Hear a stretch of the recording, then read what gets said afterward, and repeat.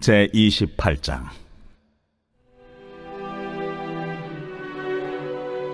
에브라임의 술 취한 자들의 교만한 면류관은 화 있을진저 술에 빠진 자의 성 곧 영화로운 관같이 기름진 골짜기 꼭대기에 세운 성이여 쇠잔에 가는 꽃 같으니 화 있을진저 보라, 주께 있는 강하고 힘 있는 자가 쏟아지는 우박같이 파괴하는 광풍같이 큰 물이 넘침같이 손으로 그 면류관을 땅에 던지리니 에브라임의 술 취한 자들의 교만한 면류관이 발에 밟힐 것이라. 그 기름진 골짜기 꼭대기에 있는 그의 영화가 쇠잔에 가는 꽃이 여름 전에 처음 익은 무화과와 같으리니 보는 자가 그것을 보고 얼른 따서 먹으리로다. 그날의 만군의 여호와께서 자기 백성의 남은 자에게 영화로운 면류관이 되시며 아름다운 화관이 되실 것이라. 재판석에 앉은 자에게는 판결하는 영이 되시며 성문에서 싸움을 물리치는 자에게는 힘이 되시리로다. 그리하여도 이들은 포도주로 말미암아 옆걸음치며 독주로 말미암아 비틀거리며 제사장과 선지자도 독주로 말미암아 옆걸음치며 포도주에 빠지며 독주로 말미암아 비틀거리며 환상을 잘못 풀며 재판할 때에 실수하나니 모든 상에는 토한 것 더러운 것이 가득하고 깨끗한 곳이 없도다. 그들이 이르기를 그가 누구에게 지식을 가르치며 누구에게 도를 전하여 깨닫게 하려는가? 저 떨어져 품을 떠난 자들에게 하려는가? 대저 경계에 경계를 더하며 경계에 경계를 더하며 교훈에 교훈을 더하며 교훈에 교훈을 더하되 여기서도 조금 저기서도 조금 하는구나 하는도다. 그러므로 더듬는 입술과 다른 방언으로 그가 이 백성에게 말씀하시리라. 전에 그들에게 이르시기를 이것이 너의 안식이요 이것이 너의 상쾌함이니 너희는 곤비한 자에게 안식을 주라 하셨으나 그들이 듣지 아니하였으므로 여호와께서 그들에게 말씀하시되 경계에 경계를 더하며 경계에 경계를 더하며 교훈에 교훈을 더하며 교훈에 교훈을 더하고 여기서도 조금 저기서도 조금 하사 그들이 가다가 뒤로 넘어져 부러지며 걸리며 붙잡히게 하시리라. 이러므로 예루살렘에서 이 백성을 다스리는 너희 오만한 자여 여호와의 말씀을 들을지어다. 너희가 말하기를 우리는 사망과 언약하였고 수월과 맹약하였은즉 넘치는 재앙이 밀려올지라도 우리에게 미치지 못하리니 우리는 거짓을 우리의 피난처로 삼았고 허위 아래에 우리를 숨겼음이라 하는도다. 그러므로 주 여호와께서 이같이 이르시되 보라, 내가 한 돌을 시온에 두어 기초를 삼았노니 곧 시험한 돌이요 귀하고 견고한 기초돌이라. 그것을 믿는 이는 다급하게 되지 아니하리로다. 나는 정의를 측량줄로 삼고 공의를 저울추로 삼으니 우박이 거짓의 피난처를 소탕하며 무리고 숨는 곳에 넘칠 것인즉 너희가 사망과 더불어 세운 언약이 패하며 수월과 더불어 맺은 맹약이 서지 못하여 넘치는 재앙이 밀려올 때에 너희가 그것에게 밟힘을 당할 것이라. 그것이 지나갈 때마다 너희를 잡을 것이니 아침마다 지나가며 쥐하러 지나가리니 소식을 깨닫는 것이 오직 두려움이라. 침상이 짧아서 능히 몸을 펴지 못하며 이불이 좁아서 능히 몸을 싸지 못함 같으리라. 대저 여호와께서 브라심 산에서와 같이 일어나시며 기브온 골짜기에서와 같이 진노하사 자기의 일을 행하시리니 그의 일이 비상할 것이며 자기의 사역을 이루시리니 그의 사역이 기이할 것임이라. 그러므로 너희는 오만한 자가 되지 말라. 너희 결박이 단단해질까 하노라. 대저 온 땅을 멸망시키기로 작정하신 것을 내가 만군의 주 여호와께로부터 들었느니라. 너희는 귀를 기울여 내 목소리를 들으라. 자세히 내 말을 들으라. 파종하려고 가는 자가 어찌 쉬지 않고 갈기만 하겠느냐? 자기 땅을 개간하며 고르게만 하겠느냐? 지면을 이미 평평히 하였으면 소회양을 뿌리며 대회양을 뿌리며 소맥을 줄줄이 심으며 대맥을 정한 곳에 심으며 귀리를 그가에 심지 아니하겠느냐?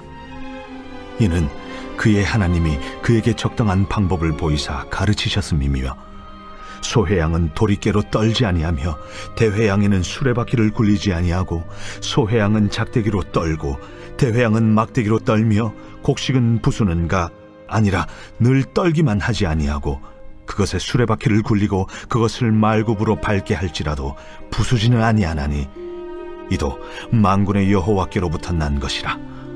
그의 경영은 기묘하며 지혜는 광대하니라.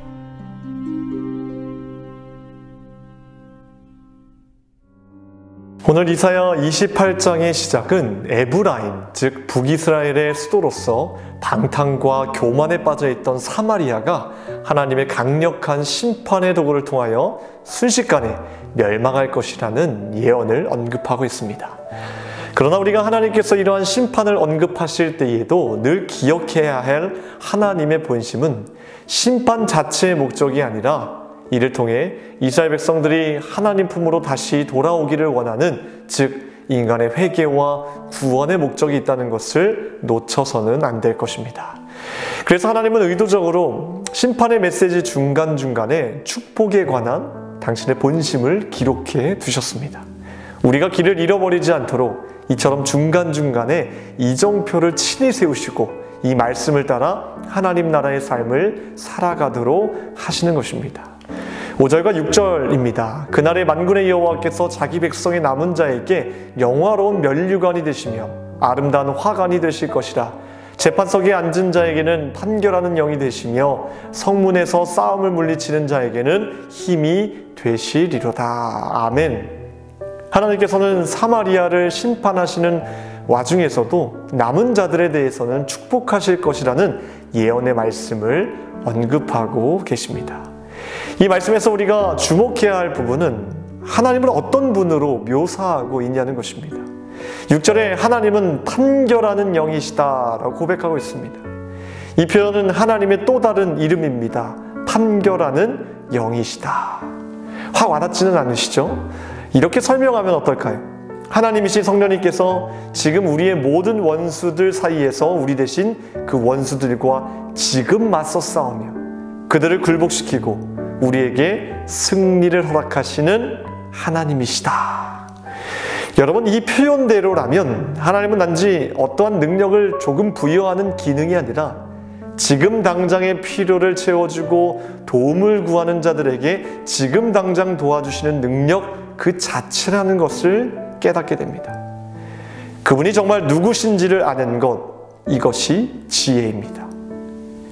왜 그렇습니까? 하나님은 지혜의 근본, 지혜의 근원이시기 때문에 그 하나님이 지금 나에게 어떤 일을 하고 계시고 어떻게 도우시고 어떻게 역사하시는지를 아는 자가 진정 지혜의 사람이기 때문입니다.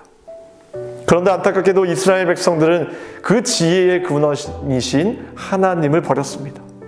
그들은 하나같이 여호와의 말씀을 청종하지 않으므로 술에 빠진 자가 되었고 선지자의 교훈을 어린 아이들이나 들어야 할 아무 의미 없는 말로 치부해버렸습니다.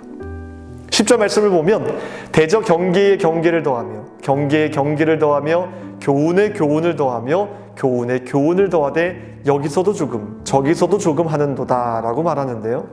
경계가 4번이나 또 교훈 역시 4번이나 반복되고 있는데 원문의 뜻과 문법의 구조를 통해 이 문장은 마치 말을 처음 배우는 혓짧은 어린아이들의 어눌한 말투를 흉내내는 것과 동일하다는 것을 알 수 있습니다.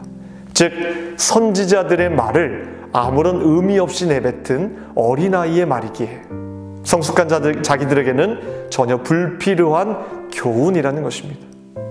그래서 하나님은 23절 이후에 영적으로 타락하고 영적으로 미성숙한 영혼들을 향해 이렇게 외치고 계십니다. 23절 말씀입니다. 너희는 귀를 기울여 내 목소리를 들으라. 자세히 내 말을 들으라. 29절 말씀입니다. 만군의 여호와께로부터 난 것이라 그의 경영은 기묘하며 지혜는 광대하니라. 너희들이 불필요하다고 생각하는 하나님의 말씀이 진짜라는 것입니다. 지혜의 근본 되시는 하나님을 제발 알아보라는 것입니다. 다윗은 하나님이 어떤 분이신지 정확히 알고 있었습니다. 다윗은 자신의 마지막 기도를 이렇게 하나님께 올려드렸습니다. 역대상 29장 11절과 12절 말씀입니다. 여호와여 위대하심과 권능과 영광과 승리와 위엄이 다 주께 속하였사오니 천지에 있는 것이 다 주의 것이로소이다. 여호와여 주권도 주께 속하였사오니 주는 높으사 만물의 머리이십니다. 부와 귀가 주께로 말미암고 또 주는 만물의 주제가 되사 손에 권세와 능력이 있사오니 모든 사람을 크게 하심과 강하게 하심이 주의 손에 있나이다. 천지에 있는 것이 다 주의 것이고 모든 사람을 크게 하심과 강하게 하심이 다 주의 손에 있다고 고백하고 있습니다. 당신이 참된 지혜의 왕이십니다 라고 다윗은 고백하고 있습니다. 우리는 인생을 살아가다가 어려움이 찾아오면 그 일이 커져 보여 하나님이 누구신지를 순간 잃어버릴 때가 있습니다. 폭풍 속의 제자들을 기억하십니까? 그때 예수님도 제자들과 함께 타고 계셨고 심지어는 예수님은 폭풍 속에 평화로이 잠들어 계셨습니다. 제자들은 순간 다가온 폭풍으로 인해 예수님이 하나님이시라는 점도 인식하지 못했습니다. 제자 중에 단 한 사람이라도 예수님이 누구신지를 알고 있었더라면 폭풍 속에서 주님처럼 평안할 수 있었을 것입니다. 왜 우리가 하나님의 말씀이라는 정체성에 붙들려 있어야 하고 왜 우리가 계속해서 주님의 말씀을 참된 지혜로 받아들여야 하는가를 물으신다면 우리가 내놓을 수 있는 유일한 답은 이것이라고 생각합니다. 하나님의 말씀만이 유일하게 우리의 생각과 마음과 감정을 평안하게 바꿔놓을 수 있기 때문입니다. 저는 우리 자신의 영혼을 지속적으로 평안하고 또 예수님의 마음처럼 온유하고 부드럽게 만들 수 있는 유일한 길은 오직 내 마음속에 있는 세상의 소리들을 하나님의 지혜의 말씀으로 대체할 때만이 가능하다고 생각합니다. 다윗이 골리앗과 싸우러 나갈 수 있었던 것도 다윗 마음 가운데 들려오는 세상의 소리가 아니라 하나님의 말씀과 마음으로 리플레이스, 대체했을 때 두려움 앞에서도 평안할 수 있었고 오히려 담대하게 맞서 싸울 수 있었습니다. 또한 다윗이 사울을 피해 동굴 안에 숨어 있을 때 혼자 그 동굴로 들어온 사울을 복수할 수 있는 절호의 기회임에도 불구하고 다윗이 사울의 목숨을 살려줄 수 있었던 것도 하나님의 말씀과 마음으로 리플레이스, 대체했기 때문에 그를 용서할 수 있었던 것입니다. 사랑하는 성도 여러분, 한순간도 하나님의 말씀을 놓치지 마시기 바랍니다. 하나님이 어떤 분이신지를 잊지 않는다면 우리 삶에 평안과 감사가 날마다 넘쳐날 줄 믿습니다. 기도하겠습니다. 오늘 월요일 새벽에 함께 기도할 공동기도 제목은 나라와 민족을 위해서 또 이 땅의 영적인 회복과 자유민주주의를 위해서 함께 기도하겠습니다. 이 시간 기도하겠습니다. 하나님, 우리의 마음과 생각을 온전히 하나님의 것으로 바꿀 수 있는 믿음을 허락하여 주시옵소서. 세상이 말하는 그 세상의 소리에 귀 기울이는 것이 아니라 하나님의 말씀에 귀 기울여서 하나님께서 원하시는 그 뜻을 향하여서 담대하게 나아갈 수 있도록 주님 인도하여 주시옵소서. 나라와 민족 또한 주님 손에 달려있는 줄 믿습니다. 주여 구원하여 주시고 더 이상 코로나로 인하여서 고통받지 않도록 이 나라와 민족과 우리 성도들의 믿음을 지켜주시옵소서.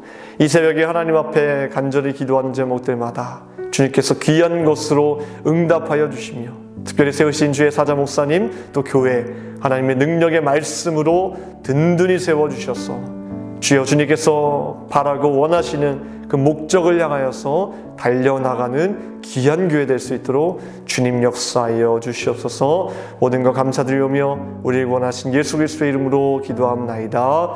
아멘.